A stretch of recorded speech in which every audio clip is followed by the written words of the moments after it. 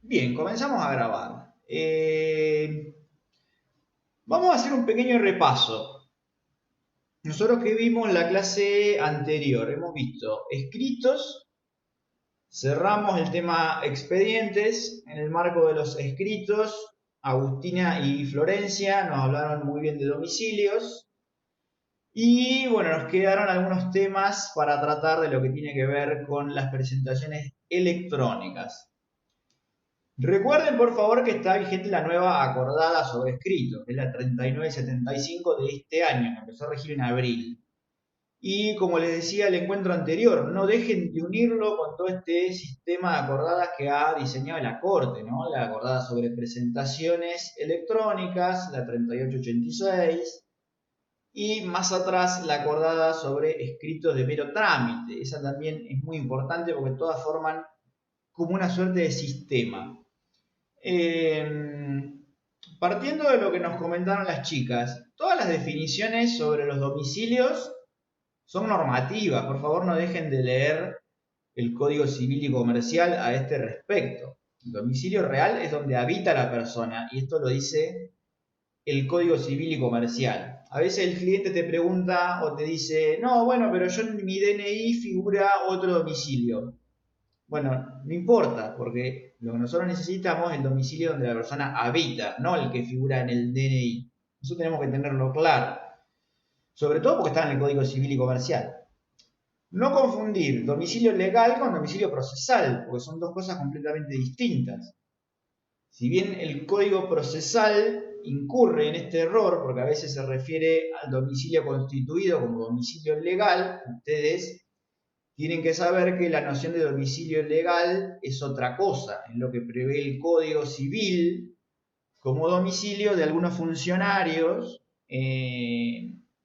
además de un domicilio que se imputa legalmente, sin lugar a presunción en contrario, respecto de actos jurídicos que tengan que ver con el desarrollo de su actividad. Ese es el domicilio legal. El domicilio procesal o constituido, como le dicen, es un domicilio que se constituye a los efectos del proceso. Y este es el más importante, porque tiene dos versiones. Un domicilio procesal físico, que vendría a ser comúnmente el estudio profesional, y un domicilio procesal electrónico, que viene siendo la casilla oficial asignada a cada abogado o abogada y que puede ingresar a través del famoso token que mostramos hace algunos encuentros atrás. ¿Alguna cuestión práctica más relacionada a los domicilios? Tengan en cuenta que el domicilio lo constituye la parte, no el profesional. Si bien el profesional obviamente después usa los domicilios constituidos si surgiera alguna pretensión a título propio, ¿no? Como por ejemplo la de honorarios, la que constituye domicilio es la parte. Por eso, aun cuando usualmente el domicilio constituido es un estudio, podría no serlo. Podría el cliente elegir constituir domicilio procesal en su casa también.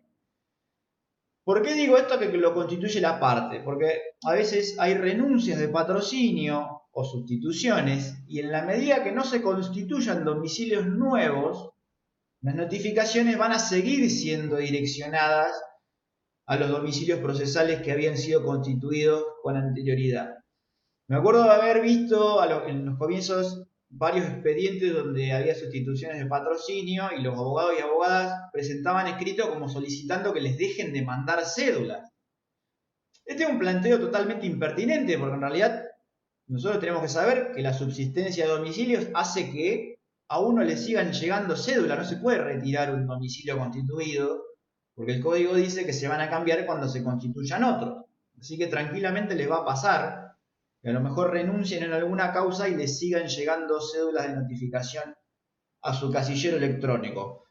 No manden escritos pidiendo que les dejen de mandar cédulas porque se la van a seguir mandando por la cuestión de subsistencia que nos habla el código procesal. Bien, después hablamos un montón de cosas, ¿no? Pero hablamos de que la regla era el escrito electrónico. Nosotros excepcionalmente vamos a tener escritos en soporte de papel. Hay que unirlo también con la acordada que nos habla de que el expediente hoy es digital. si bien vamos a tener una fase de transición donde hay un expediente híbrido, la idea es que avancemos hacia el expediente completamente digital. Entonces, hoy es la regla. Excepcionalmente va a haber escritos de papel, como por ejemplo la demanda. Ahora, con todo el contexto pandémico, todo está siendo electrónico y los abogados y abogadas se quedan con el papel en carácter de depositario. Veremos si después la Corte, cuando pase todo esto, decide seguir con esta modalidad o vamos a volver al sistema de la acordada 3886. Nosotros hoy enseñamos el sistema de la acordada 3886 porque no sabemos cómo va por lo menos ese es el sistema vigente con las modulaciones del sistema pandémico. Pero no sabemos cómo la Corte después va, si es que va a seguir con esto del profesional como depositario de los escritos de papel, o si volvemos al régimen de la 3886, que es ahí donde nosotros dejamos en el encuentro anterior. Entonces, lo que por ahí dije medio rápido y que quiero reforzar hoy es que el escrito que va de papel, el abogado o abogada tiene la carga de subir la versión digital en 24 horas. Entonces, rebobinemos. Por regla, todos los escritos son electrónicos. Excepcionalmente, cuando el abogado o abogada actúa como patrocinante, si hay un escrito que debe ser firmado hológrafamente por la parte, se lleva de papel y después, dentro de las 24 horas, tenemos que hacer la carga digital. Si esa presentación contenía documentos, hay que escanearlos y subirlos también como documento adjunto a nuestra presentación. ¿Cómo se carga la presentación? Es muy sencillo. Se copia y se pega el Word que hicimos con el escrito y se copia y se pega en el sistema de presentaciones electrónicas y se manda así. Si va con documentos, se escanean y se incorporan como PDF. Pero no escaneen el escrito, porque esto se planteó también. ¿Qué ocurre cuando vos escaneás el escrito y subís el escrito escaneado? En realidad estás generando una presentación electrónica en blanco, vacía, que viene con documentos adjuntos, uno de los cuales es el escrito. No me voy a detener en anécdotas sobre hacer esto, pero ha dado lugar a varios problemas, sobre todo en materia recursiva. Bien, ¿qué ocurre cuando pasa al revés? Hay cuestiones, hay momentos en que nosotros hacemos la presentación electrónica con el documento escaneado, ¿no? No estoy hablando de la que se hace de papel y después hay que subirla. Estoy hablando de las otras, que son electrónicas y que a veces llevan algún documento escaneado. Bien, la acordada 3886 prevé que en 24 horas hay que acompañar el documento de papel al expediente. Solito, sin escrito ni nada. Uno incorporó, no sé, una partida, hay que ir y dejar la partida. Sin escrito, dice la Corte. O sea que va pelada, no va y acompaña el documento que ya se envió de manera electrónica. Así que ahí están previstos los dos escenarios. Cuando es de papel, en 24 horas hay que hacer la carga digital. Y cuando uno manda un escrito electrónico con documentos escaneados, en 24 horas hay que llevar el original del documento. En el sistema COVID eso tiene una, digamos, suspensión mediante la cual ahora abogados y abogadas nos estamos quedando con los originales en carácter de depositario, dice la acordada, la resolución de corte que establece esta pauta. Bien, ustedes se estarán preguntando desde la clase anterior, seguro estuvieron toda la semana pensando. Profe, perdón. Sí, te escucho. Esto de cuando uno queda como depositario, es lo que dicen que hay que hacer un recibo por cada documento que uno se queda y como un contrarrecibo por cada. No, No, que uno no, devuelve. no hace falta hacer recibo. Uno nada más conserva el escrito y nada más. Hay que tener una carpeta, como recomendamos la primera clase, hay que tener una carpeta o algún folio donde va a parar todo lo que nos trae el cliente o la clienta. Y ahí uno guarda el escrito, porque puede ser que después del juzgado nos pidan la adjunción del original. Por eso que yo le decía, no sé qué va a pasar, a lo mejor la Corte recoge como una buena experiencia, esto que está pasando ahora, y decide prolongar, digamos, hacer derecho vigente esa conservación del escrito por parte de abogados y abogadas. O a lo mejor dice, no, bueno, ahora terminó el aislamiento, tráiganme todos los documentos originales y seguimos como con la 3886. Vamos a ver qué pasa. Yo espero, digamos, me gustaría que siga esto de el abogado como depositario, porque esta sería la mejor manera de implementar el expediente 100% digital, porque si no, no va a ser 100% digital nunca. En la medida que haya un papel, ya es híbrido, aunque solo sea la demanda, no sé si me explico. Claro, Guille, y perdón que te interrumpa en esto, Sí. creo que también iría en consonancia con lo que son los proyectos o anteproyectos que están en tratamiento de reformas del Código de Procedimiento, que además creo que tenemos una prueba piloto de lo que es uno de los institutos o mecanismos del nuevo Código de Procedimiento que está en tratamiento en el Poder Legislativo. Tal cual, sería también una manera de avanzar en ese sentido. La reforma procesal es algo que viene dando vueltas hace muchísimo tiempo. Lo que tiene de distinta esta oportunidad es que primero se están haciendo los cambios y después se va a legislar. La oralidad civil tan mentada, nosotros ya la estamos viviendo hoy, aún sin reformas en el código. En los años 60 o 70, cuando fue derecho vigente la oralidad civil, fue al revés. Primero se sancionó y después se empezó a practicar. Lo que le dio pasto a todos los enemigos de la oralidad para decir que no funcionaba, que era una porquería. Como terminó, la sacaron. Ahora el camino es al revés. Primero vamos por las reformas y después van a tener consagración, esperemos, en un texto legislativo, lo que le va a dar una base mucho más sólida al proceso de reforma. Y además todo eso es mensurable y de hecho se está haciendo. Así que se va a saber si sirve o no sirve, ¿no? Antes, como no se sabía, cada uno decía cualquier cosa y algunos le hacían caso y otros no. Bien, les decía, ustedes habrán pasado una semana preguntándose qué ocurre con el artículo 120 y las copias, ¿no? Ahí la acordada 3886 lo que dispuso. No vamos a entrar en el debate sobre si la Corte puede, a través de una acordada reglamentaria, modificar el código procesal. Es un debate estéril porque nosotros estamos hablando de prácticas. O no sé si es estéril, pero digamos no es nuestro el punto hoy debatir sobre eso. Lo cierto es que la 3886 introduce una modulación al 120. O sea, márquenselo en el código cuando estudien. No tiene sentido leer el 120 pelado sin conectarlo con la 3886. ¿Por qué nos dice esta acordada? Después de establecer la regla electrónica en los escritos, uno se pregunta qué corno pasa con las copias.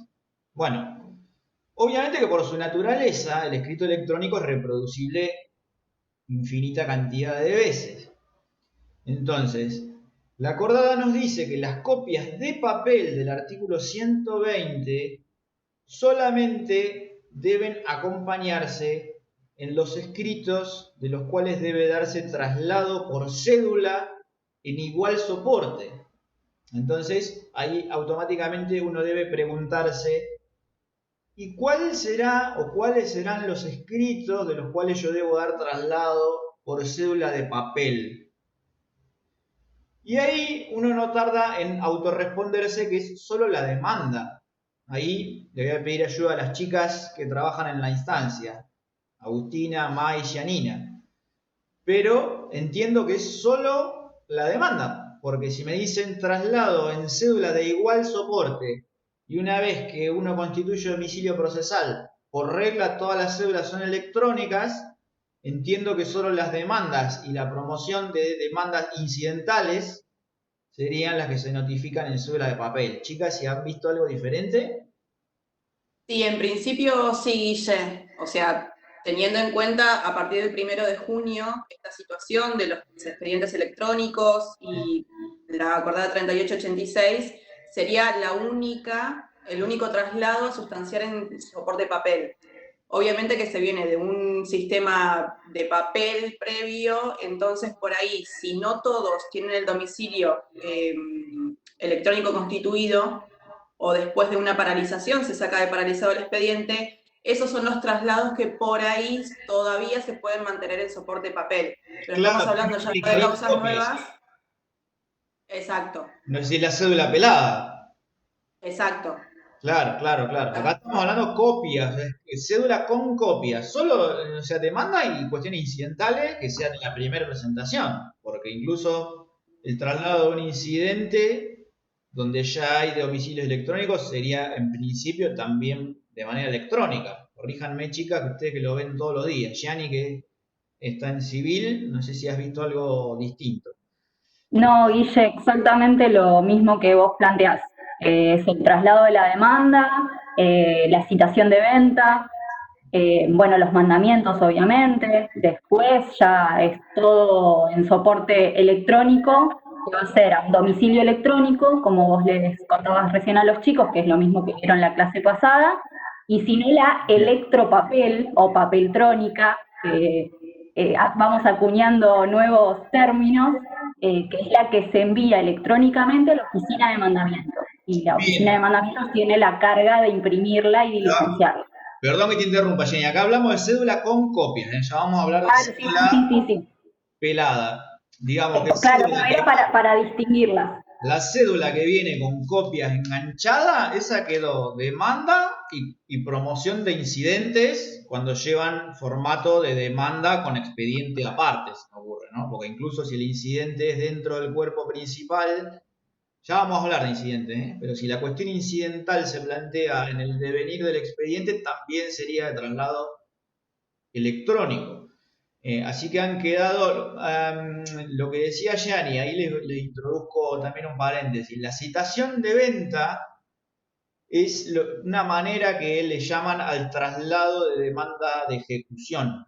La citación de venta es Exacto. un traslado de demanda también. Cuando Yani hace referencia al mandamiento, intuyo que también se refiere al mandamiento que viene con la citación de venta o la citación de pago y embargo en el juicio ejecutivo o ejecución de sentencia. O sea que todo se reduce a traslado de demanda.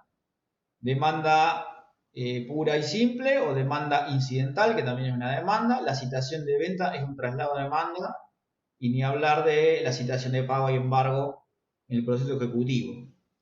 Así que ha quedado el 120 bastante desdibujado, lo que no quiere decir no tenga operatividad. Por favor, chicos y chicas, nunca olviden acompañar copia de demanda, porque pueden estar en un problema muy grave cuando el demandado se notifica espontáneamente y no encuentra las copias que marca la ley. Así que bueno, ahora lo único que nos queda sobre escrito es hablar un poquito del cargo. Y ahí yo le voy a pedir ayuda a Maite, que bueno, al trabajar en la instancia, esto lo conoce de primera mano. ¿Qué es esto del cargo en los escritos judiciales, Maite?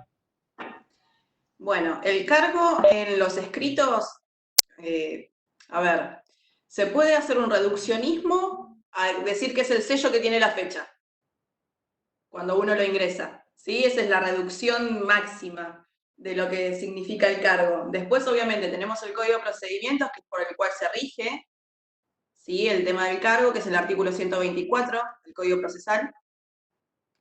¿Pero en qué consiste?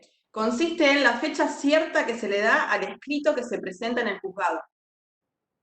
Esto hoy en día, en función de lo que es la acordada 3886, tiene dos variables. Una, que es la del escrito papel, que ahí lo que vamos a tener es un cargo, que es un sello o una impresión que se le hace como cargo manual, donde consta la fecha de ingreso, el horario y si llevo o no copias. ¿Sí? No recuerdo, Guille, si está cargado o no una hoja que facilité en su momento con los sellos que hacen las veces de cargo. Después cualquier cosa, si me fijo a ver si la tengo a mano como para facilitártela. Si no la llego a tener, bueno, veré el día que me toque ir al juzgado si lo puedo. Dale, me Si lo parece puedo que hacer. no está, creo que no. Bueno, listo. Si ahora después reviso a ver si la tengo, si no, la semana próxima que me toque ir al juzgado, hago una nueva. ¿En qué consiste? Es un sello, ya les digo, con la fecha, hora y se determina si tiene o no copias. Eso es lo que le da fecha cierta al escrito, porque si yo tengo un escrito que no sé cuándo se presentó, no sé si está presentado en término, acuérdense que los plazos son perentorios, entonces si lo presenté fuera del horario correspondiente, después de las 12, si son las 4 primeras, ese escrito ya pierde virtualidad. Por eso también la trascendencia y la importancia de este cargo. También está lo que viene a ser el cargo electrónico, ¿sí? ¿Qué es esto? La presentación electrónica, como bien les adelantó tanto Guille y Rafa, la pueden hacer a las 11 de la noche. Nosotros vemos que llegan escritos de abogados que firman el escrito electrónico a las 23:05, por ejemplo. Hay algunos que se levantan muy temprano y están firmando a las 5:30 de la mañana, los grandes madrugadores. Entonces, ¿qué pasa? O se acuestan muy tarde. Yo creo que deben levantar muy temprano. Pero bueno, nada, también puede ser que se hayan trasnochado y se quedaron escribiendo hasta último momento, y 5 de la mañana lo mando ahora por miedo a no despertar. Igual Pero se va a tener como presentado en hora hábil. a eso voy. ¿Qué pasa? Si un letrado me firma la presentación electrónica a las 5 de la mañana, no es un horario hábil judicial, ¿sí? Eso lo remite a través del portal de presentaciones electrónicas y a partir de las 8 horas, ¿sí?, de ese día es que se empieza a contar el cargo, ¿sí? Supongamos, hoy sábado, Guille manda una presentación electrónica al juzgado, la fecha de ese cargo electrónico va a ser el lunes a las 8 horas. ¿Hasta ahí vamos bien? Obviamente, este cargo no va a tener la consignación de copias por una cuestión lógica de que es una presentación electrónica, entonces como se puede repetir indistintamente, ya no va a tener esta característica, pero sí va a contar con la hora en la cual lo firmó el letrado, que es lo que le da fecha cierta más allá del momento en el cual lo recepciona el juzgado. El juzgado, por ejemplo, la presentación que puede hacer Guille, esto les va a pasar en un momento, a ustedes les va a figurar pendiente de recepción. ¿Sí? Hasta que el juzgado no la recibe, ustedes pueden modificar esa presentación y obviamente se les va a ir modificando el horario. Pero el cargo efectivo no solo se da por cuando la recepciona el juzgado, sino por la última firma plasmada de la presentación del abogado, ¿sí? Porque si el juzgado recepciona en forma tardía, por cualquier motivo que sea, una presentación electrónica que venía con vencimiento, no se le puede endilgar que fue presentado fuera de término, ¿sí? Por eso lo importante de la hora específica en la cual se recepciona este escrito, y de la cual el abogado plasma la firma en ese escrito electrónico, ¿sí? Bien. Pero bueno, nada, particularmente de lo que es papel, que es el cargo con el cual uno tiene que tener un poco más de prurito hoy en día, es por el tema de que lo pone un empleado en forma manual con una lapicera, o sea, es un sello, pero ahí voy a hacer el dibujito. Dice 11 de ¿Es julio. prueba fehaciente el cargo? ¿Cómo? ¿Es prueba fehaciente el cargo? Es lo que le da fecha cierta al escrito, o sea, hacia la completitud del escrito. ¿Cuándo Un escrito queda sin completo cargo, el cargo, May? el cargo se completa una vez que lo firma el secretario, que es una de las cosas que yo adelanté en la clase anterior. El cargo, por el artículo 124, tiene que estar firmado por oficial primero, oficial mayor, auxiliar letrado o secretario, ¿sí? Eso es lo que le da la completitud absoluta, no solo al cargo, sino también al escrito. May, ¿podrías repetir, por favor, las firmas? Por La favor. firma puede ser de oficial primero, oficial mayor, auxiliar letrado o secretario. Una consulta, porque estaba leyendo el artículo y dice prosecretario. ¿Alguno es asimilable a auxiliar letrado? Claro, el prosecretario es el mismo cargo que auxiliar letrado. Tienen distinto nombre y varía en función de lo que es la escala de corte. Entiendo que no existe más prosecretario, es auxiliar letrado. ¿No? Exacto. Sí. A ver, porque está en el Secretario código. por lo general es en el fuero penal. Vos vas a buscar el reglamento, habla de auxiliar letrado, no de prosecretario. Ahí Rochi Exacto. acota, ciertamente en cámara es así, hay prosecretario. En cámara sí. Pero en general es el auxiliar letrado. Bueno, Bueno, esto es Dice, algo perdón, muy... que Sí, otra cosa importante, sí. ay, perdón, May, No, no pasa nada, dale, y Jenny. otra cosa importante en el cargo mecánico manual, que es lo que ahí May les está haciendo el dibujo, es que lleva el órgano, que es muy importante, porque significa que lo presentaron en el lugar que lo tenían que presentar en todo caso. Exacto, hace la identificación. Ese sello tiene el nombre del juzgado, el número, la fecha, se identifica si está con firma y si está con copias. exacto. ¿Sí? Por eso es que no hay que estar paviando en mesa de entrada. Yo a veces voy y mientras hago la fila, veo abogadas, abogados y quizás chicos y chicas que hacen la procuración. Discúlpenme el término, ¿no? Pero boludeando. Están con el celular, están hablando con otro. Cuando vos entregás el escrito de papel, hay que mirar lo que hace el empleado o empleada que lo recibe, porque no es lo mismo que lo agarre y lo revolee en una canastilla que haga todo el procedimiento que describe Mike. Sobre todo si es un escrito que va con copias. Yo tengo que fijarme si le pone algún tilde o alguna marca en el casillero que dice copias. El cargo dice firma S o N, que sí o no. Y dice copias S o N, que sí o no. Entonces, si el que lo recibe no le pone nada y no está dejando constancia de nada. Y entonces, después que firma el prosecretario o auxiliar letrado o el que sea, qué sé yo, no sé, lo inventarán. Y si yo dejé copias y alguien le pone que no tenía copias, ¿a quién le van a creer?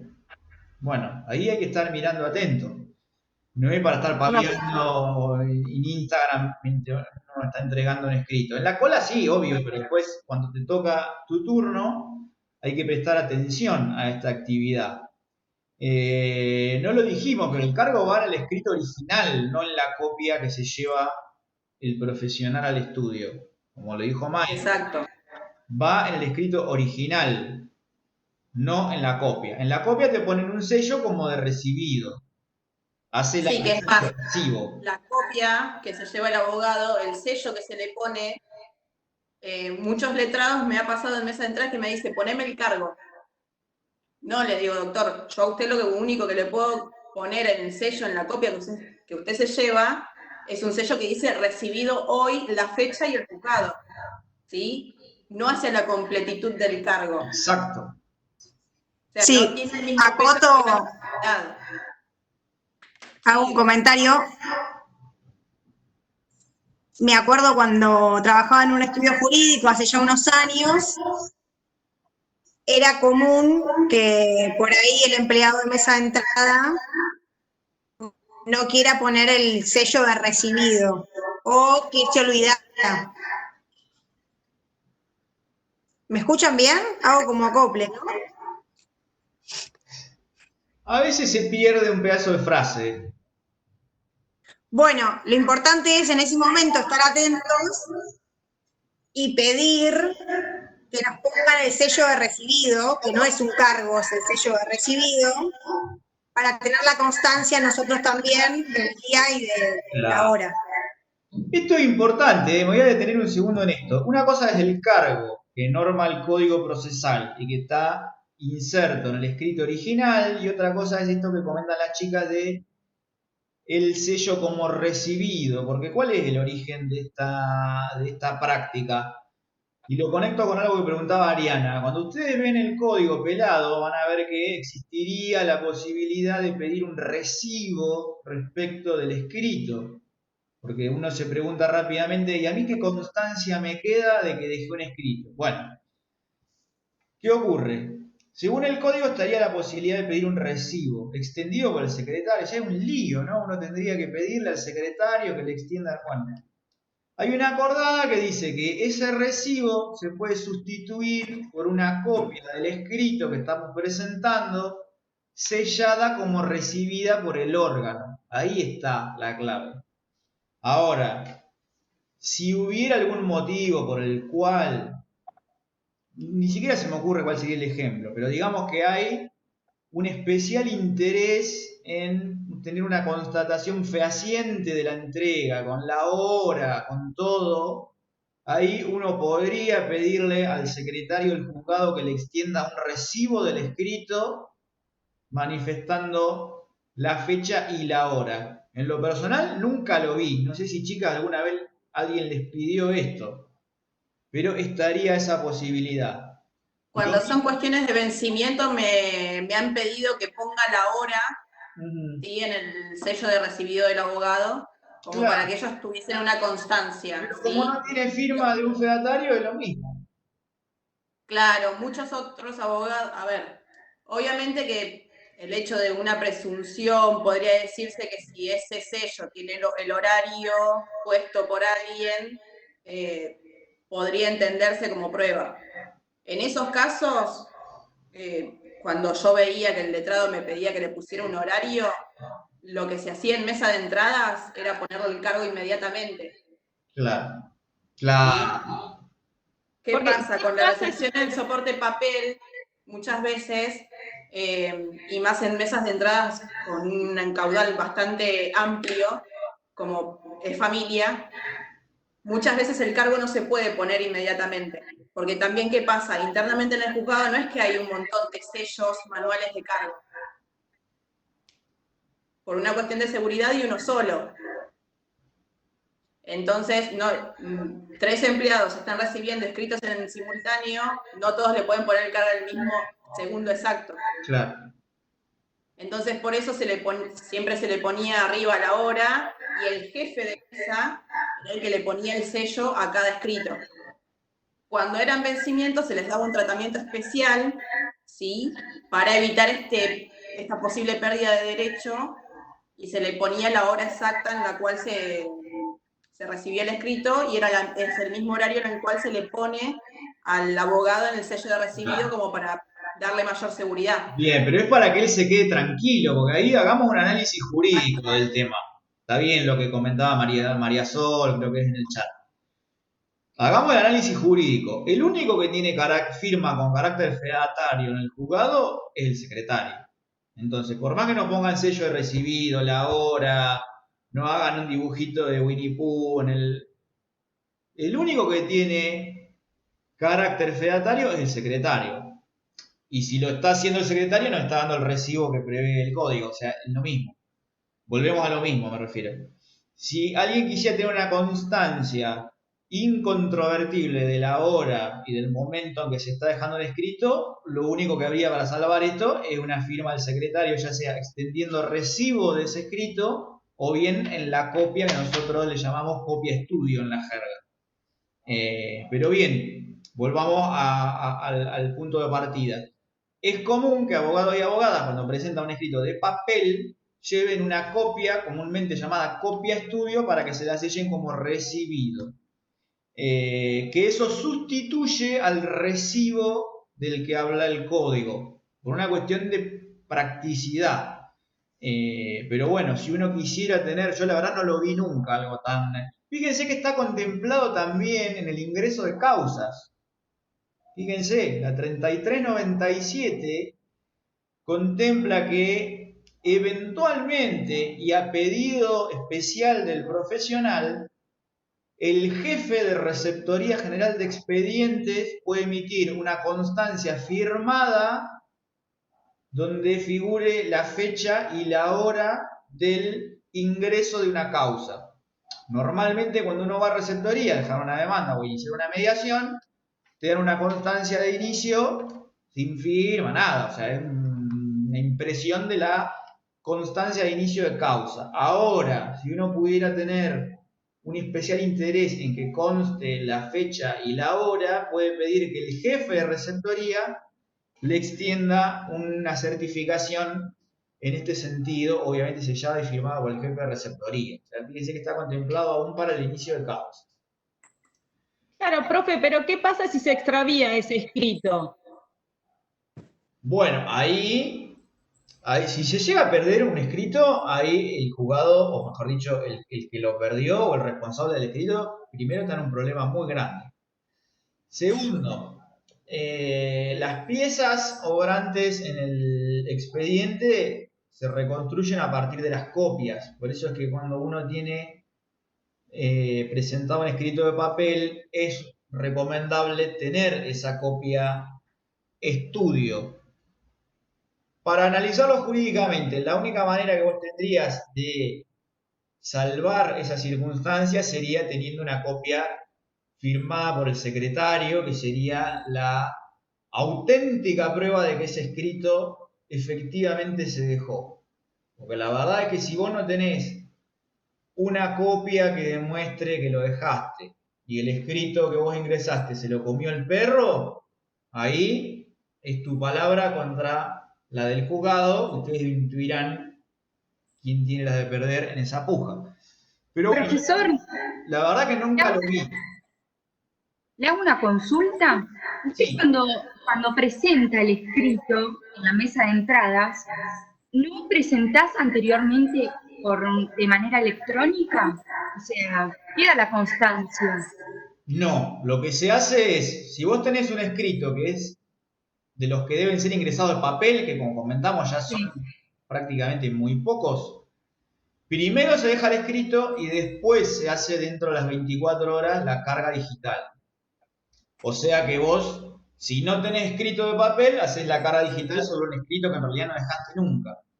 Está buena tu pregunta porque hay una práctica un poco distorsiva que se está viendo en algunos órganos que te piden primero que vos lo mandes de electrónico y después lleves el papel. Eso no se hace así. Claro, eso no me queda. Es precisamente por lo que estamos no comentando entiendo. ahora.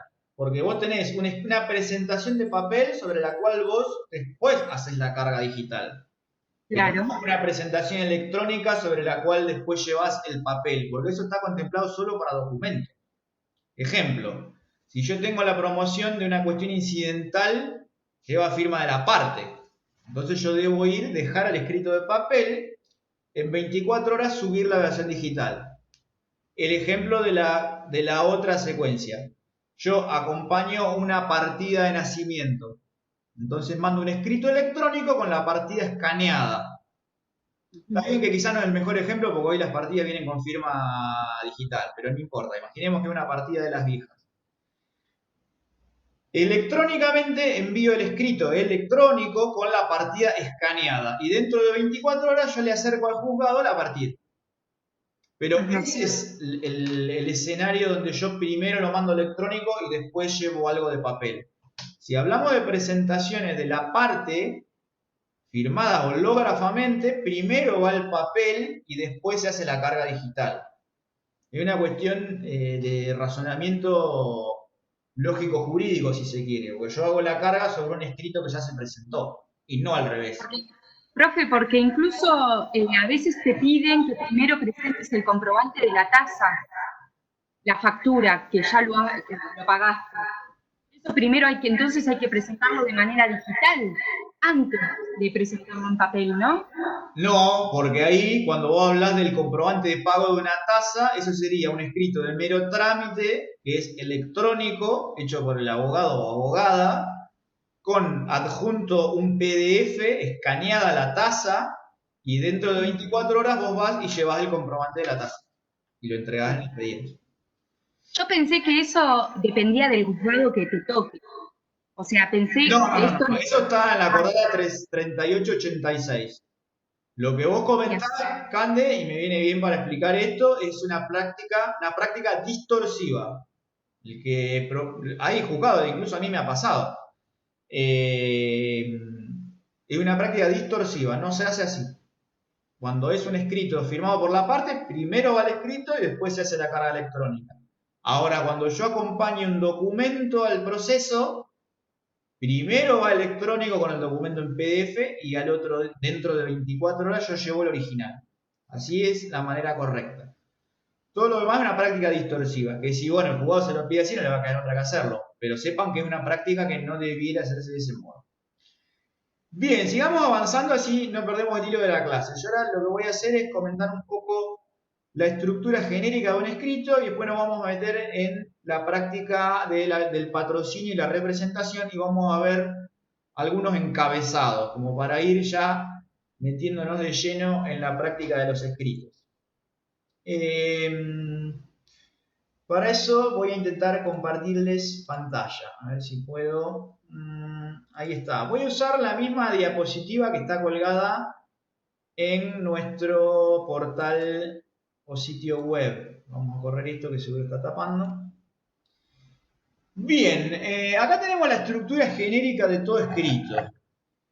Carlo Carli, en su interesantísimo libro La demanda civil, fíjense que como todo está escrito y escrito hace décadas, no venimos a traer nada nuevo bajo el sol, dice que todo escrito, está bien que habla de la demanda, ¿no? Pero esto se puede generalizar.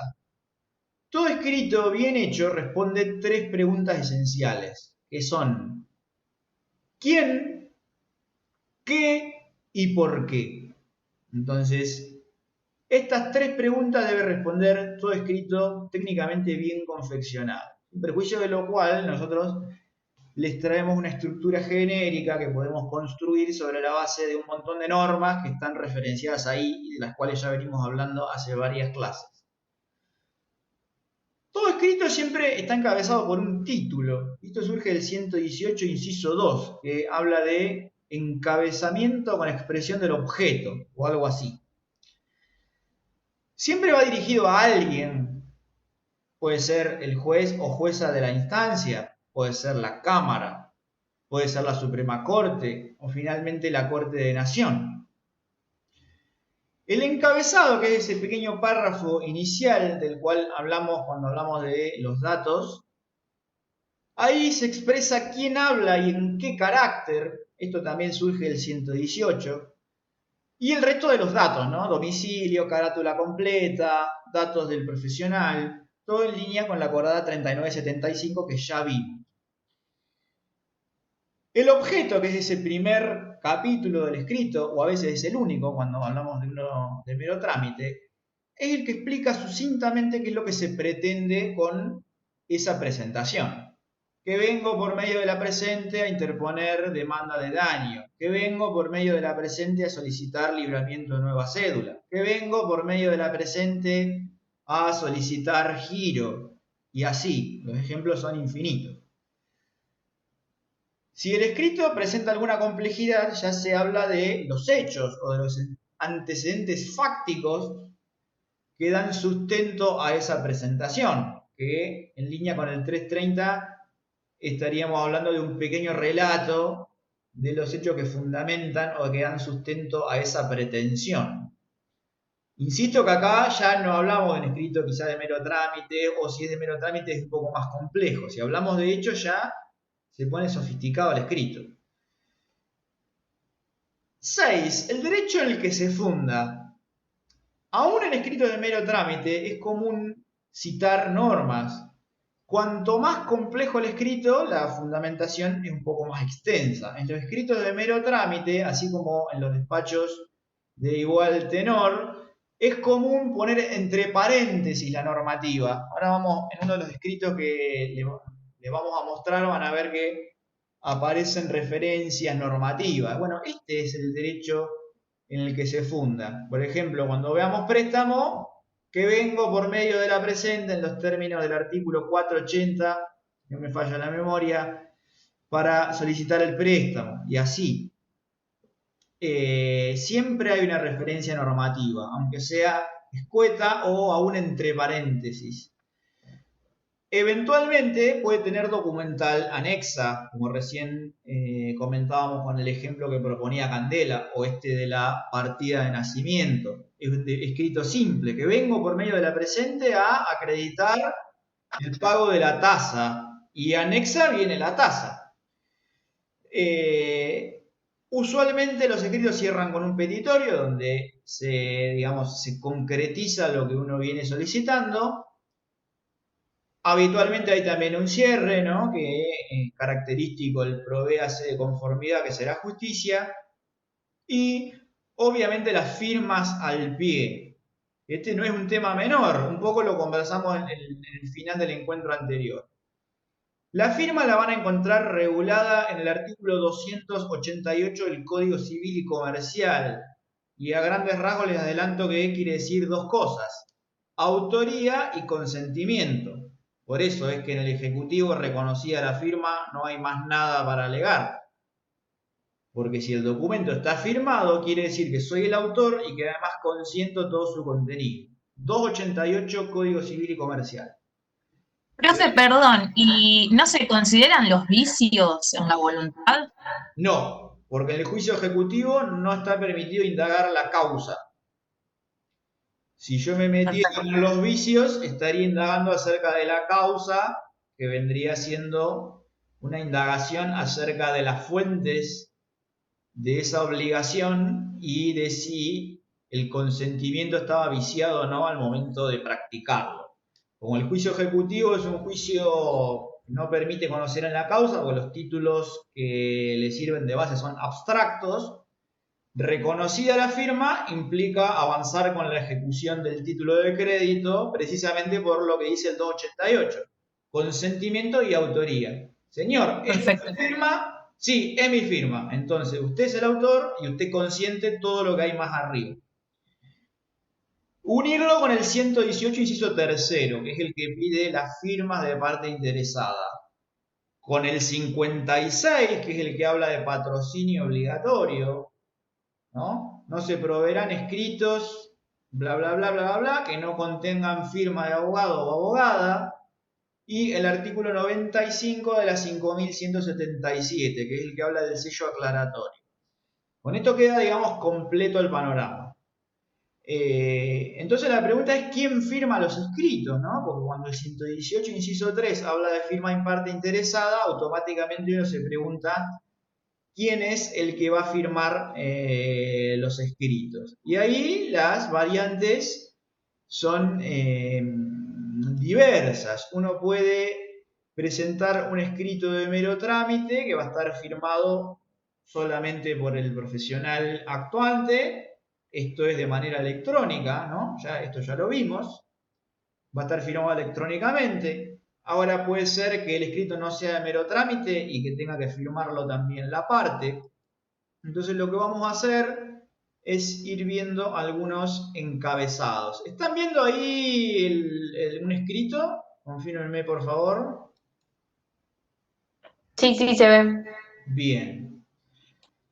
Entonces, es imposible no unir el tema encabezados con las firmas, porque obviamente como en el encabezado va a estar el que presenta el que hace la presentación, al pie van a obrar también las firmas. Entonces esto nos va a servir para ir viendo patrocinio y representación. Acuérdense que nosotros tenemos patrocinio obligatorio, uno no puede presentar escritos por su propio derecho sin la firma de un abogado o abogada de la matrícula. Esto es importante tenerlo en claro desde el comienzo. Entonces todos los escritos van a tener participando algún profesional de la matrícula. Fíjense, este que nosotros le pusimos acá arriba por derecho propio, en amarillo van a tener las partes más, o no sé si más importantes, pero las que significan o le dan contenido a lo que queremos significar. Acá hay un encabezado donde se presenta el cliente con patrocinio letrado. Entonces fíjense que encabeza la parte. Y después, obviamente, van a estar todos los datos que pide la acordada. Aparece más adelante el profesional. Y al pie, yo acá no lo puse porque obviamente solo transcribí el encabezado, al pie va a estar la firma del cliente y la del abogado o abogada con sello aclaratorio. Las firmas no se colocan al revoleo, van de izquierda a derecha y primero firma el profesional y después firma el cliente porque es el que otorga el acto. Esto no está normado expresamente. Una referencia a esto la van a encontrar en la ley que rige la profesión del escribano, donde habla de que el escribano, como es el otorgante del acto, es el que firma último. Bueno, esta lógica es la que está detrás también de lo que estamos explicando ahora. En este caso, el que encabeza es el otorgante del acto y es la parte, o sea que es la que firma última. Y las firmas empiezan de izquierda a la derecha. O sea que en este escrito, es real este escrito, este lo hemos presentado en alguna causa. La firma al pie va a estar primero la mía, a la izquierda, y a la derecha la del cliente, que es la que otorga el acto, o sea, la que está encabezando el escrito y es la autora. Y fíjense como en línea con el 288 es autora del escrito y también presta su consentimiento con el contenido. Eso es importante destacarlo, porque por más que el que elabore materialmente el escrito es el profesional, el autor jurídico es el cliente, con el patrocinio de su abogado o abogada. Sigamos avanzando en los ejemplos. Acá tenemos uno donde hay un acto de apoderamiento, ¿no? Entonces acá ya no hace falta la firma del cliente, precisamente porque como hay un contrato de mandato, el contrato de mandato está regulado en el Código Civil y Comercial. El profesional cuenta con un apoderamiento, que es un acto jurídico unilateral, lo que hace que el profesional no necesite ya después hacer suscribir los escritos por su cliente. Directamente es el autor de todos los escritos, los presenta con su sola firma, no hace falta. Por eso lo encabeza y solo se nombra el carácter en el que el profesional actúa en esa causa. Fulano de tal en mi carácter de apoderado de Mengano. Firma solamente el profesional. Usualmente hay un capítulo que habla de la personería, ¿no? Que es el que justifica esa actuación por cuenta de terceros. Entonces, cuando ven el rubro personería, el capítulo personería es un típico capítulo de los escritos donde se hacen presentaciones en nombre de otro.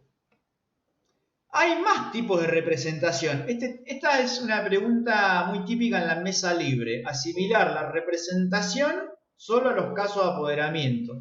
Y uno pregunta representación legal y el alumno o alumna habla de apoderamiento. Bueno, no. Representación legal es la representación que existe en virtud de la ley. La de apoderamiento es la representación convencional, que tiene su fuente en el contrato de mandato. La representación legal, su fuente está en la ley, y hablamos de los padres, de las madres, de los tutores, de los curadores. Ellos ejercen una representación en virtud del Código Civil y Comercial. Entonces acá hay como una doble acumulación de factores, ¿no? Tenemos la parte que viene representada en este escrito por su madre, y a su vez con patrocinio letrado obligatorio en virtud del 56 del Código Procesal. Porque esto después cuando empiecen a ver escritos es bastante común. A veces un abogado o abogada aparece como apoderado y a su vez viene patrocinado. Uno no entiende bien por qué pasa esto, pero a veces en los estudios grandes se otorgan poderes, obviamente muy amplios y generales, a una multiplicidad de abogados y abogadas de la matrícula, pero ¿qué pasa? El jefe del estudio igual quiere figurar. Entonces, a veces va a ser el autor como apoderado y el patrocinio lo va a tener un abogado o abogada, como le llaman, junior, o al revés, aparece el profesional junior como procurador en sentido estricto de la palabra, apoderado y patrocinándolo el jefe del estudio. Esto es una práctica común en los estudios grandes. Así que insisto, puede haber doble, digamos, un encabezado que tenga esta doble participación de un representante legal o convencional que a su vez viene patrocinado. Típico escrito de familia, donde los padres obviamente representan a sus hijos. Y acá vamos a empezar con la gestión procesal, que yo ahí la voy a invitar a Rocío a ver si nos quiere hacer algún comentario, porque van a ver que no es lo mismo. Esta es un escenario diferente. Ro, ¿te dejo la pantalla compartida o querés mostrarnos algo vos? No, Guille, como quieras, déjalo si querés, para que lo puedan ir viendo. Bien, bien, bien. ¿Se me escucha bien ahí? Sí. ¿Sí? Bien. Bueno, como comentaba Guille, está en pantalla la explicación del artículo 48. Este es un instituto de carácter restrictivo. Se va a utilizar solamente en casos de urgencia, en los cuales, digamos, el abogado, por alguna circunstancia, o sea, desde el punto de vista procesal, el abogado que está compareciendo en el juicio no puede acreditar o acompañar los instrumentos que acreditan su personería. O no tiene la posibilidad en ese momento de rectificar la firma de la persona que está representando, de manera convencional. ¿Me escuchan bien? Sí. Bien. Sí, sí, se escucha bien. Perfecto. Entonces, como les decía, es un instituto de carácter restrictivo. Desde el plano procesal, solamente se va a utilizar en momentos de urgencia. Como explicaba Guille, lo que sucede muchas veces es que la parte, por algún motivo, no puede firmar ese escrito en que el abogado lo está patrocinando. Entonces, lo que va a suceder es que el abogado va a encabezar ese escrito, obviamente, solamente él, invocando justamente la franquicia del artículo 48. Entonces, lo que va a suceder muchas veces es que, más allá de explicar cuál es la premura de por qué yo estoy acompañando el escrito sin la firma de la parte a la que estoy representando, patrocinando en este caso, voy a tratar de acompañar algún tipo de documento reforzando, digamos,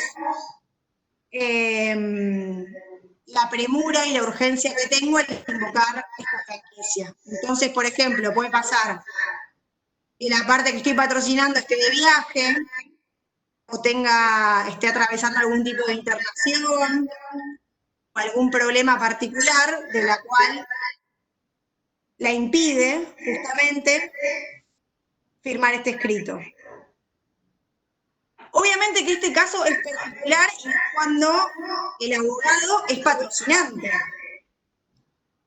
Si el abogado está ejerciendo esa representación convencional a través de un poder, la personería ya está acreditada, se supone, desde el comienzo de la demanda o a posteriori, pero es apoderado. Hace falta que la parte firme cada escrito que presenta.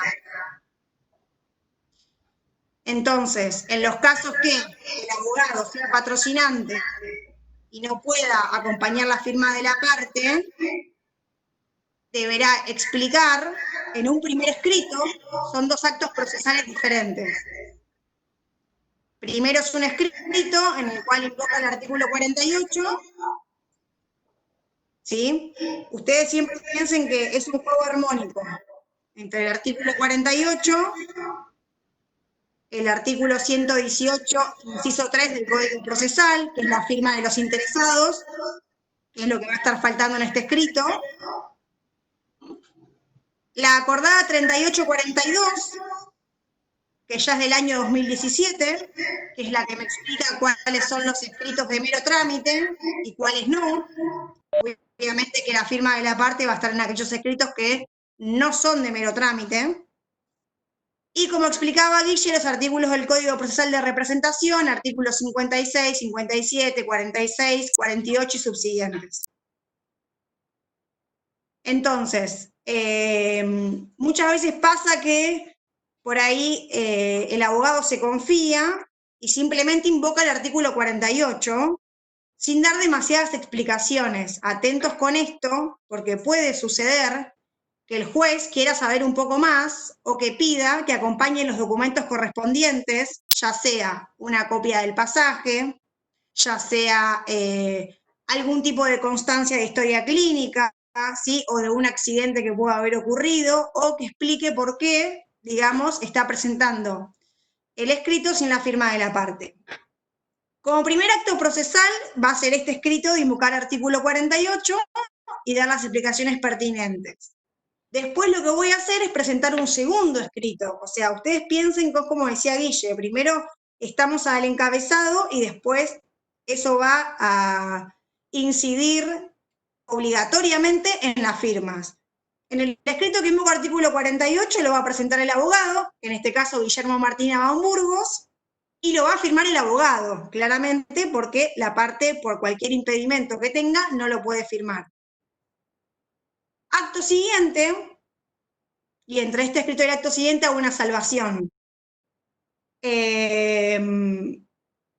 Quien acoge la franquicia del artículo 48 está obligado a posterior a acompañar los documentos, ¿sí?, que acrediten esa representación o un escrito posterior con la firma de la parte. Es una obligación que tiene el abogado, ¿sí? Y lo que va a pasar si no lo presenta es la nulidad de todo lo actuado, nada más ni nada menos. Es un plazo perentorio, como hablábamos hace un rato, o sea, el plazo perentorio opera por el simple transcurso del paso del tiempo. Entonces, el Código Procesal en su artículo 48, que los invito a que lo lean detenidamente, nos da el plazo de 60 días. Entonces, desde que invoco la franquicia del artículo 48 hasta que efectivamente acompaño el posterior escrito con la firma de la parte o acreditando personería porque tengo un apoderamiento, por ejemplo, tengo 60 días, nada más. Vencido el plazo de 60 días, que es perentorio, automáticamente, digamos, va a suceder que puede ser que, básicamente, sin ningún tipo de impulso procesal, todo lo que no fue rectificado en la gestión que yo invoqué el artículo 48 va a ser nulo, ¿sí? Ha pasado muchas veces en la Cámara de Apelaciones que expresan agravios, por ejemplo, invocando el artículo 48, por una cuestión de atraso o de demora, la parte nunca ratificó la gestión, nunca acompañó el escrito firmado por la parte, ¿sí? Y no solamente va a suceder que queda nulo lo actuado, sino que cae la expresión de agravios y se declara desierto, porque la expresión de agravios es como que no fue presentada, o sea, directamente queda como nula. Ha pasado. Perdón, no entendí eso. Bien, repito. Muchas veces pasa en Cámara que invocan artículo 48 para presentar la expresión de agravios, ¿sí? Cuando el recurso es concedido libremente, que ya lo vamos a ver.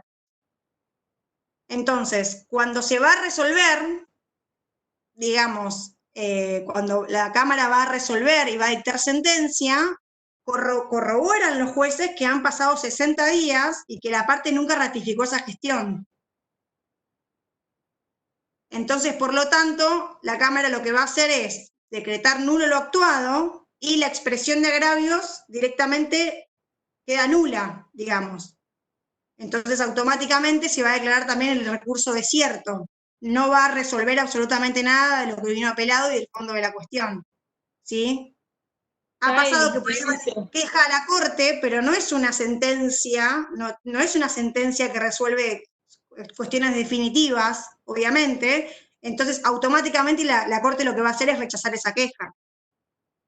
Entonces, mucha atención cuando invocamos artículo 48, mucha atención si invocamos artículo 48 y también luego el expediente va elevado a la Cámara, porque lo primero que va a hacer la Cámara es chequear también si lo invocaron en primera instancia y pasó el tiempo, va a devolver automáticamente ese expediente para que se declare nulo en la primera instancia. Entonces, cuidado cuando invocamos el artículo 48, cuidado con los plazos, y el plazo es perentorio, ¿sí? Entonces hay que prestar mucha atención con esto. El escrito primero va a ser este. Sí. ¿La subsanación se presenta en la secretaría donde se encuentra el expediente?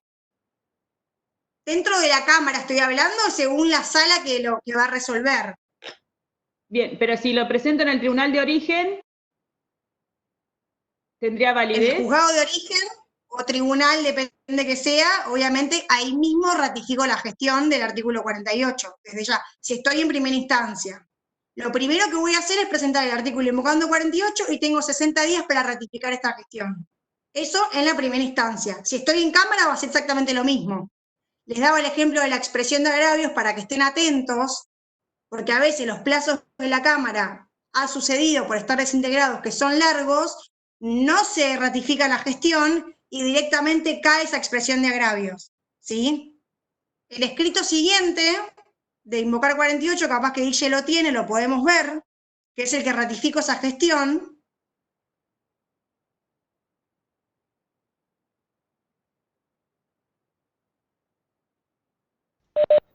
No, no lo tengo, Ro.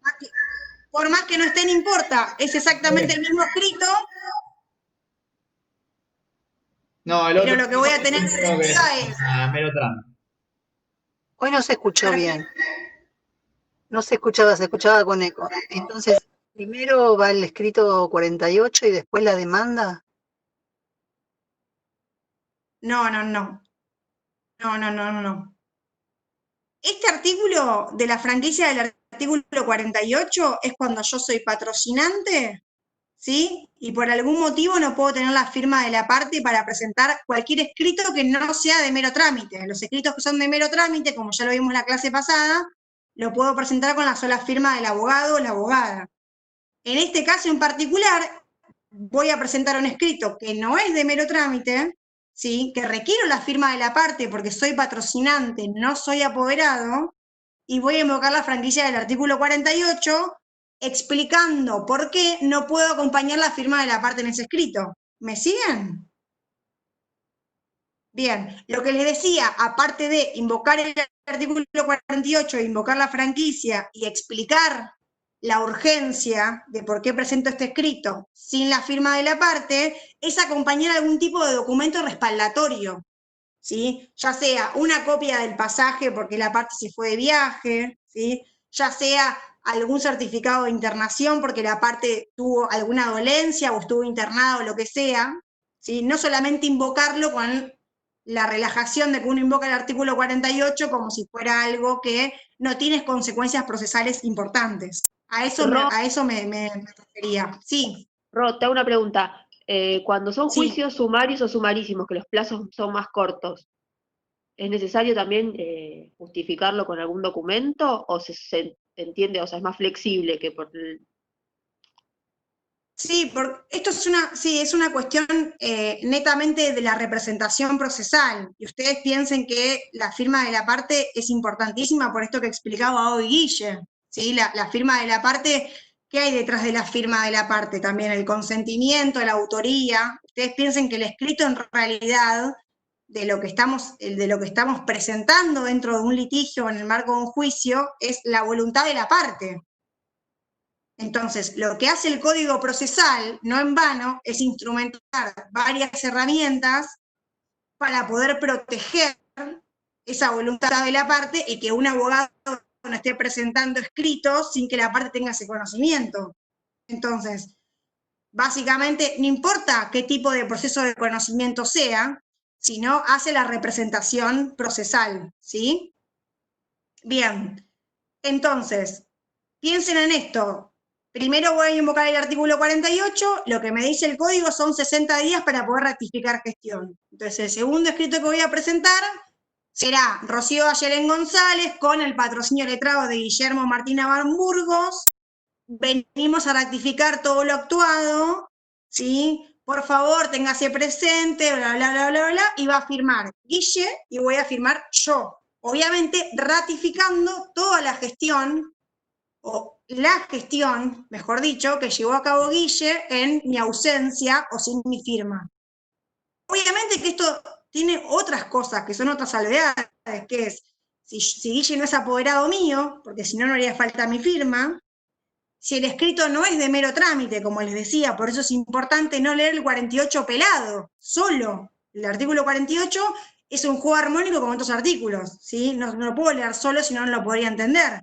Y la acordada 3842 del año 2017 de la Corte es fundamental para poder entenderlo también. Si es un escrito de mero trámite, como por ejemplo vengo a través del presente a solicitar que ese libre oficio, conforme a lo ordenado a Fojas 30, al registro del automotor, lo puede firmar solamente Guillermo, no hace falta mi firma para eso, ¿sí? Ustedes piensen que aquellos escritos en los que no se contradigan los derechos de las partes y que son meramente de impulso, son los escritos de mero trámite que los puede firmar solamente el abogado. En caso contrario, si soy patrocinante, voy a requerir la firma de la parte. En caso contrario de que no la pueda tener por X motivo, voy a invocar la franquicia del artículo 48 con la responsabilidad procesal que eso conlleva. ¿Sí?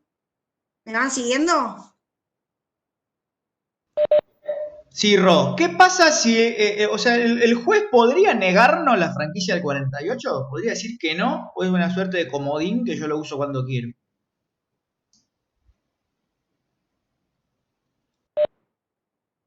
Con la fundamentación. Buena pregunta. Y si no hay premura en el trámite, sí.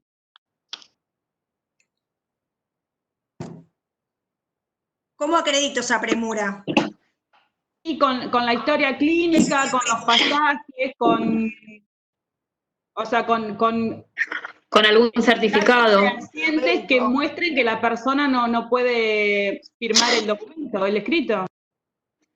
¿Y ustedes qué piensan? ¿Está dentro de las facultades del juez? Si yo, por ejemplo, invoco el artículo 48 y simplemente explico, dada la premura de los plazos, invoco artículo 48, le mando un saludo, BS.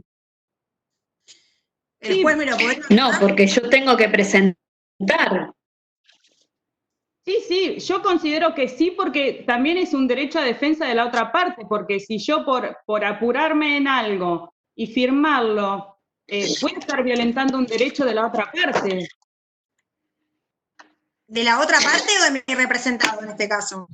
No, del representado De los dos. considero que no, porque después va a tener que ratificar el acto. Pero si yo no tengo motivos que justifiquen la premura, o sea, estaría violentando un derecho del otro. Sí, Y el juez me lo podría negar. El artículo podrá aceptarse, no dice deberá. Calculo que entonces el juez tiene la facultad para hacerlo o no. Bien, en resto, Yo pienso ¿qué que opinamos? y el juez debe considerar a ver si está bien el certificado, si está, si avala todo eso, porque yo puedo presentar cualquier otra cosa y pido la franquicia del artículo 48. Bien. Bien. Ahora, Entonces el juez me lo tendrá que conceder o no. Claro. De acuerdo a lo que yo presente, ¿no? Por eso resaltamos, después ustedes van a ejercer la profesión de la manera que vean más oportuno. Nosotros resaltamos lo que es lo correcto y lo que se debería hacer. Sí. Siempre tratamos de que vayan lo más derecho posible y lo más prolijo posible.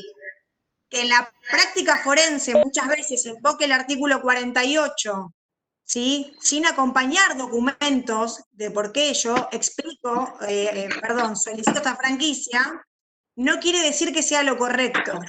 Entonces, por ahí el día de mañana un juez o una jueza medio distraído, yo invoco artículo 48, no doy demasiada explicación, no acompaño documento, me lo concede, pero no quiere decir que sea lo correcto, ¿sí? Realmente es una figura que hay que trabajar con mucho cuidado el día de mañana cuando ejercen la profesión. Tratar de ir lo más prolijo y derecho posible. Si lo voy a invocar, dar los motivos de por qué lo invoco y acompañar los documentos que acrediten mi invocación, ¿sí? Porque acá falta nada más y nada menos que la firma de la parte. ¿Bien? Claro, y después tener en cuenta los 60 días para presentar el segundo escrito. Tener en cuenta, exactamente. Acto seguido, lo que voy a tener que hacer es ratificar la gestión que hizo mi abogado patrocinante o mi abogada patrocinante. Entonces, no me puedo olvidar que dentro de los 60 días dentro de los 60 días, con la consecuencia de que me declaren nulidad de todo lo actuado, tengo que ratificar esa gestión. ¿Cómo la ratifico?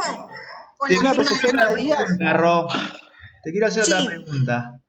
¿Y la otra parte se puede oponer? Ahí esto me da pie lo que dijo Candela. Bien. ¿La otra parte Sí. se podría oponer? ¿Qué piensas? Sí, sí, porque si ¿Por qué? Vamos a hablar, ¿por qué sí o por qué no?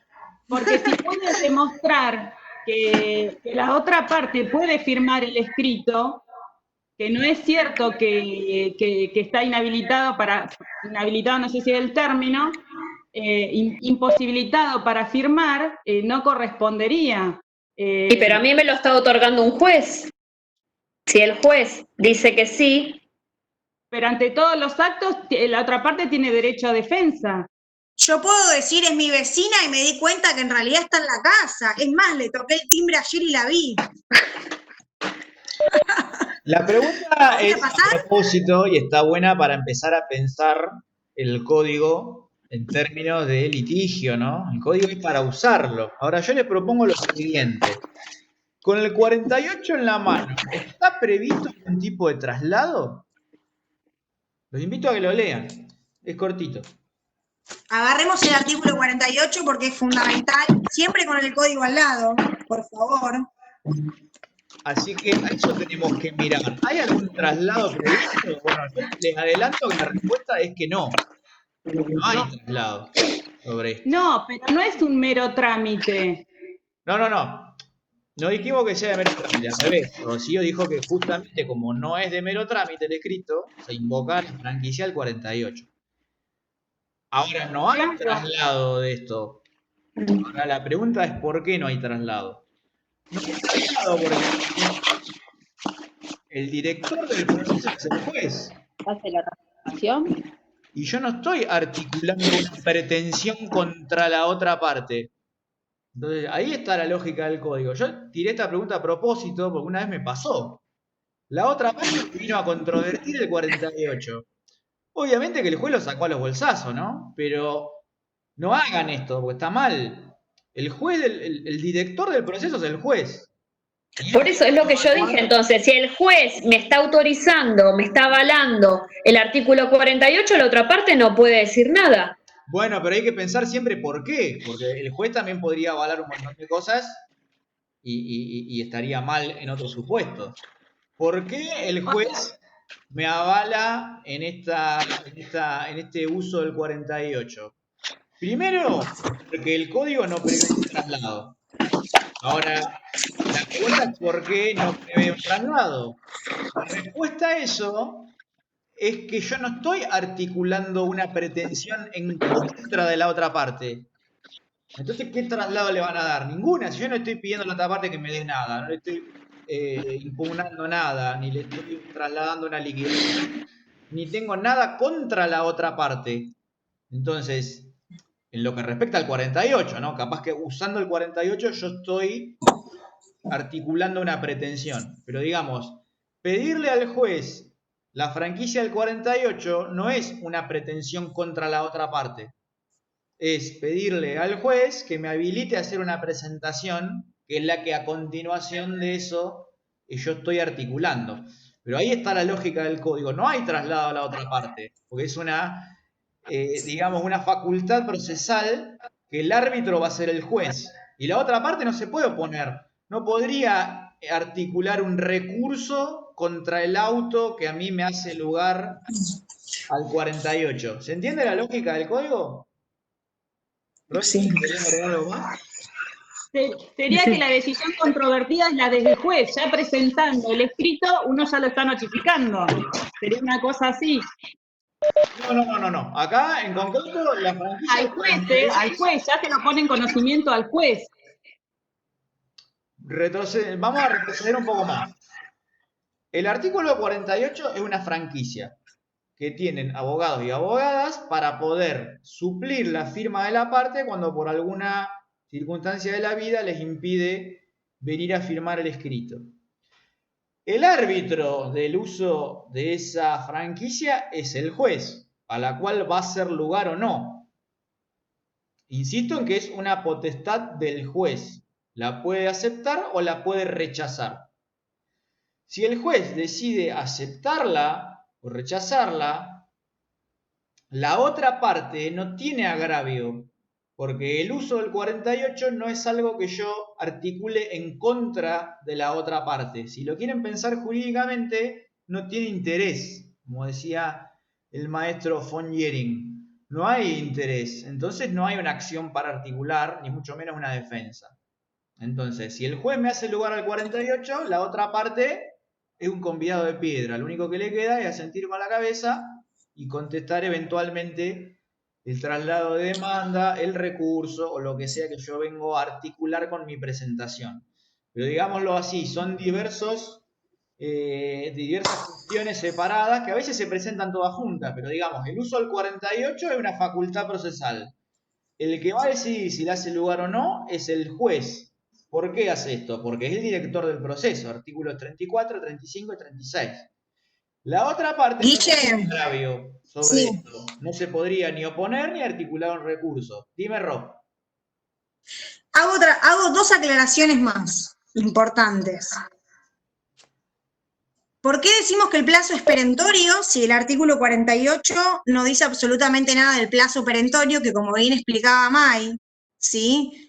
El plazo perentorio es el que opera por el simple transcurso del tiempo, ¿sí? Una vez que finaliza el plazo del tiempo, el transcurso de ese tiempo determinado, que en general lo dice el Código Procesal, cae ese derecho, no tengo facultad para después poder hacer ninguna petición sobre eso. Eso es que los plazos sean perentorios. El artículo 48 no aclara que es perentorio, pero ustedes tienen que leer el Código Procesal en su conjunto, y si van al artículo 155, por una cuestión del principio de celeridad, que la parte de principios, como siempre remarcamos, es muy, pero muy importante a la hora de estudiar derecho procesal, por una cuestión de principio procesal, ¿sí? El carácter nos explican dentro de los plazos que los plazos legales o judiciales son perentorios, salvo, obviamente, acuerdo de las partes, ¿sí? O que haya una regulación procesal específica que así lo determine. Si no, los plazos procesales son perentorios, ¿sí? Por una cuestión del principio de celeridad.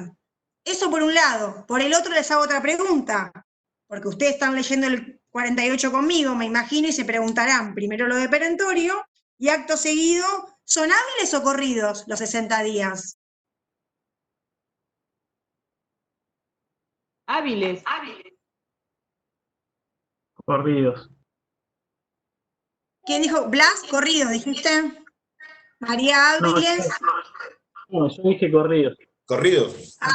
Corridos. Son Porque corridos. no dice hábiles. Si no diría expresamente. ¿Alguien me puede decir, aparte de hábiles o corridos, por qué piensa que son hábiles o corridos? Porque los días se cuentan en horarios hábiles y días hábiles de trabajo del juzgado. Porque si es una excepción, se buscará que se solucione o se regularice la situación en el menor tiempo posible. Vos por eso pensás corridos. Claro. Los días corridos. Porque es una excepción. Los días corridos son los del Código Civil y los días hábiles son los del Código Procesal. ¿Cómo? Los días corridos. Que los días corridos son los que estipula el Código Civil. Sí. Y los días hábiles los estipula el Código Procesal. Bien, ¿alguien más que quiera agregar? Bueno, ¿alguien más que quiera agregar algo? Me ¿Son parece hábiles o corridos? cuando no aclara el Código Procesal, me parece que son corridos, y no diría hábiles expresamente. Bien. Guille, ¿vos qué ¿Puedo pensás? hacer una pregunta, Ro? Por supuesto. No, porque yo me imagino que estamos todos leyendo el artículo 48 y nos surgen las mismas dudas. Más allá de por ahí el análisis palabra por palabra del artículo 48, creo que también, como acaba también de decir Rocío, hay que hacer un análisis general del código, ¿sí? No es solamente ceñirnos al casillero artículo 48. Tengamos en cuenta lo que dice el código respecto al apartado de lo que es plazos. ¿Cómo Exacto. son los plazos del Código Procesal y de los procesos en general?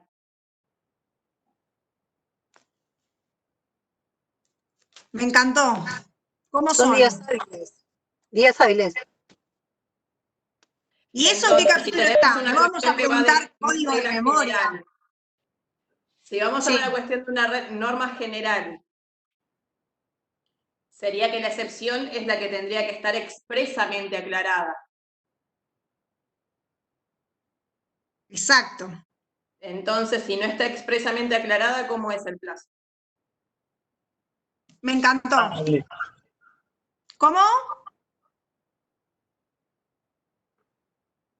¿Cómo, Leandro? No, si la regla general son días hábiles, la excepción sería que esté expresamente volcada en el código y diga corridos expresamente. Exacto.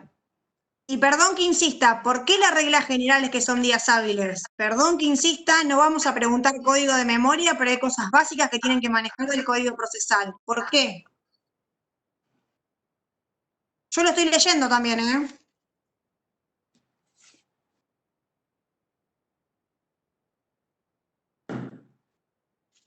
Bueno, está en el código la respuesta. ¿Es el artículo 152? ¿May? 155. Gracias. Bien. No sé qué dice May. Yo ya tengo la respuesta. El artículo que hablan me parece bien. Digo. Por eso, a ver, chicos, la pregunta por la cual yo empecé como disparador de esto de la regla general a la excepción. Primero, es una herramienta de estudio para ustedes. ¿Sí? ¿Puedo meter un poco más de juego? Sí, sí, sí. Y si el código en vez de decir 60 días dijera 2 meses, Ajá. Ahí está más complicado porque los meses no tienen la misma cantidad de días. Pero se cuenta el último día hábil. Ah, ahí estamos. ¿Cómo se cuentan los plazos? sería lo mismo porque Esto mañana, el código chicos. dice 60 días, no dice 2 meses. Si dijera 2 meses, ¿sería lo mismo o no? Por ahí no es la misma cantidad de días, pero el último día hábil del segundo mes sería el vencimiento. No, se lo digo yo para no medio sobre la hora. Los plazos en meses se cuentan como lo marca el Código Civil, o sea, de fecha en fecha, lo que incluiría los días inhábiles. Ahora, los plazos en días se cuentan solamente los días judiciales. Igual, para su tranquilidad, el único plazo en meses es el de la caducidad de la instancia. Y también para tranquilidad de estudiantes y profesionales, ese artículo aclara los días que no se cuentan. O en realidad aclara los días que se descuentan, no que no se cuentan. Porque ese también es un detalle no menor. Pero no me voy a meter todavía en eso porque vamos a dedicar un momento específico para el tema de contar plazos. Pero digámoslo así, no es lo mismo 30 días que 2 meses. Porque en un caso los días hábiles son los que deben contarse en el calendario y en el caso de los meses, si hubiera plazos en meses, incluye los días inhábiles, que se cuentan de fecha en fecha. Bien, chicos y chicas, ¿alguna consulta más? Si no, vamos a ir cerrando porque ya estamos en las 2:05. Bien. ¿Quedó claro lo que es la franquicia del artículo 48? ¿Cuándo se utiliza? ¿Por qué se utiliza? ¿La lectura del código? Bien, para cerrar. me alegro. Nosotros, bueno, se nos acabó el tiempo. Yo quería mostrarles ahora para cerrar el tema escrito los primeros escritos, ¿no? Que son los que un poco van a unir o recoger todo lo que nosotros estuvimos viendo, tanto la clase anterior como la otra, y si se quiere también la otra. ¿Por qué? Porque son los escritos que se refieren al expediente. Yo quería mostrarlos ahora, pero la verdad es que están cargados en la página. Hay una carpeta que dice primeros escritos. Lo que yo les iba a mostrar, pueden encontrarlo ahí. Así que no hace falta tampoco que lo comentemos ahora en vivo, como quien dice. Mírenlos, por favor, porque son los primeros escritos, nosotros hicimos así, los que se refieren a lo que nosotros ya venimos viendo. Van a encontrar sustitución de patrocinio, que es un tema que tocamos hoy. Van a encontrar el archivo y la extracción de paralizados, que es algo que nosotros vimos ya en el encuentro anterior, cuando Maite habló de qué querían decir estos términos. Y van a encontrar también el oficio al archivo que se manda para que el expediente vuelva, digamos, a la letra, al juzgado, y una carta de sustitución de patrocinio. Esto también lo vinculan con la ley de ética, ¿se acuerdan? Miren cómo nos remontamos hasta la clase 1. Es una obligación, un deber de cada abogado y abogada comunicar al profesional que se está sustituyendo que lo vamos a patrocinar a su cliente y va a quedar desafectado de la causa. Así que ahí tenemos el esquema completo. El miércoles vamos a hacer un simulacro de parcial. Así que estén atentos y atentas. Va a haber un simulacro, sin plazo horario, nada. Yo me voy a dejar a disposición el miércoles, ustedes cuando pueden lo hacen y les va a servir primero para ver cómo es la onda del parcial. Y también le va a servir el termómetro. Si sacan baja nota, yo les diría que se pongan a todo vapor. Así que miércoles hacemos un simulacro. No vamos a estar conectados ni nada. Yo voy a dejar el enlace y ustedes cuando pueden lo hacen. Y el sábado, en nuestro horario de clase, va en serio. Así que bueno, consultas y preguntas vamos a estar recibiendo a través del servicio de mensajería de la cátedra virtual.